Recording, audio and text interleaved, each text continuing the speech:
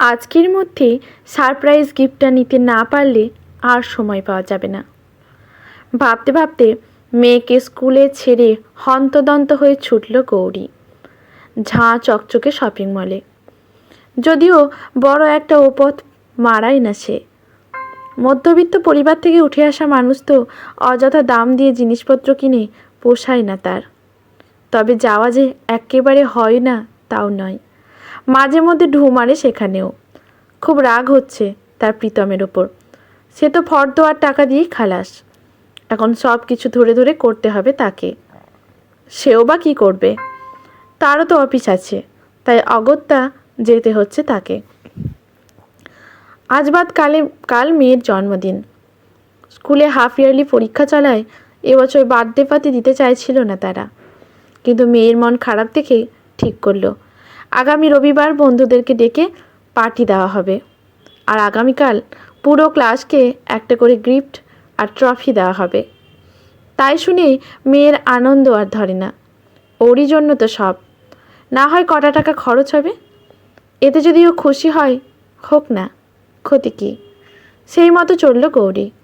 Surprise গিফটটার সঙ্গে সঙ্গে নিতে হবে পুরো ক্লাসের জন্য চকলেট, আর তার সঙ্গে সঙ্গে ছোট কোনো একটা খেলনা বাজেট অনুযায়ী।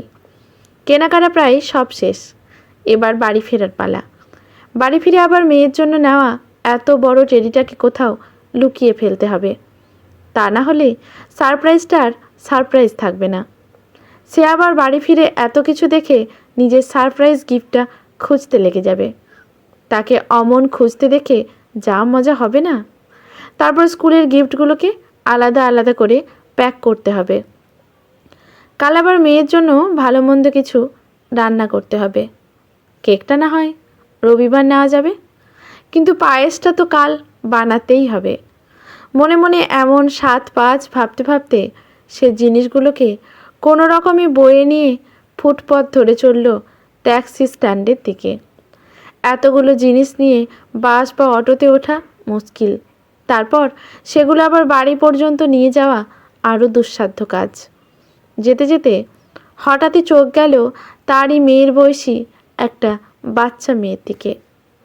যত্নের অভাবে লাল লাল চুলগুলো খোঁচা খোঁচা হয়ে গেছে, পরনে মলিন একটা ফ্রক।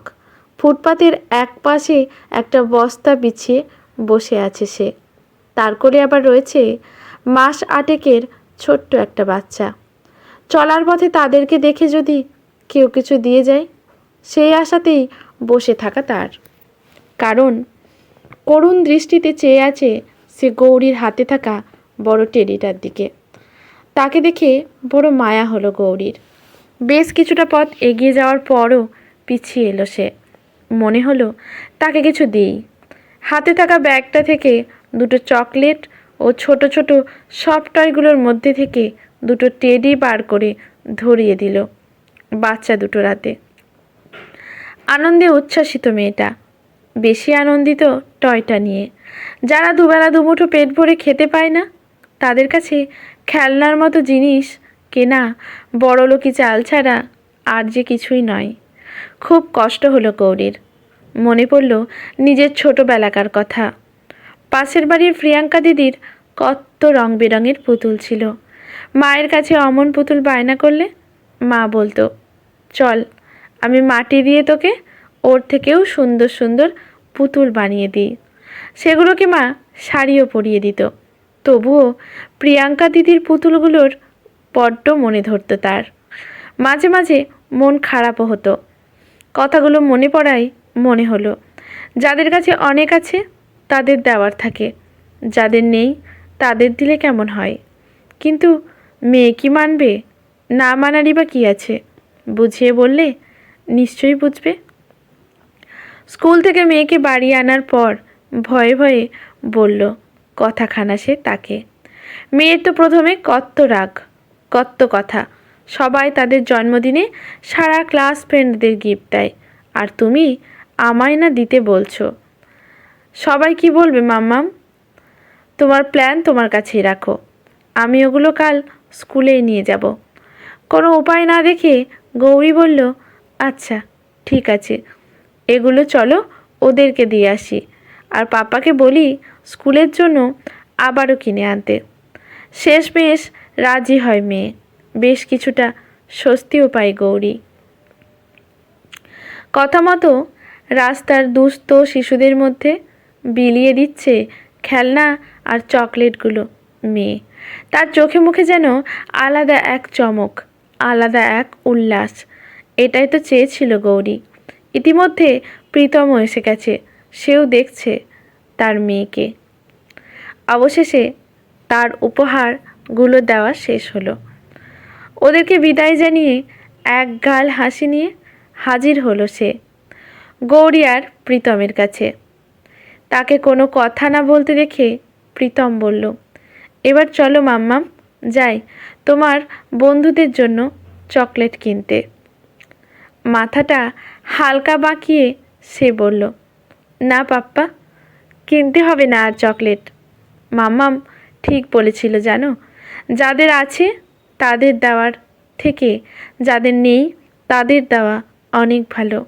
আর তাছাড়া জানো তো, আমার স্কুলের কজন বন্ধু তো খুব ঢং দেখায়, আমাদের থেকে একটু বড়লোক কি না, নেওয়ার বেলা নেবে আর পরে বলবে আমার বার্থডেতে আমি আরও দামি আরও বড় টয় দিয়েছিলাম।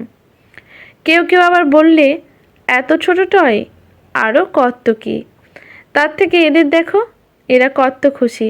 এবার থেকে প্রত্যেক বছর জন্মদিনে আমি এদেরকেই গিফট আর চকলেট দেব, ঠিক আছে?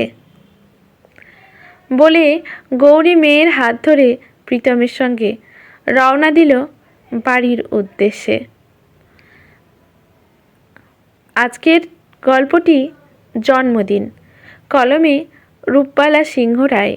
গল্পটা যদি ভালো লাগে লেখকের প্রতি শ্রদ্ধা জানিয়ে একটি গঠনমূলক কমেন্ট করে যাবেন, লাইক শেয়ার করে পাশে থাকবেন। ইউটিউব থেকে দেখলে চ্যানেলটি সাবস্ক্রাইব করে বেল নোটিফিকেশানটি অল করে দেবেন, যাতে গল্পের ভিডিও পোস্ট হওয়ার সঙ্গে সঙ্গেই পৌঁছে যায় নোটিফিকেশানটি আপনার কাছে। ধন্যবাদ।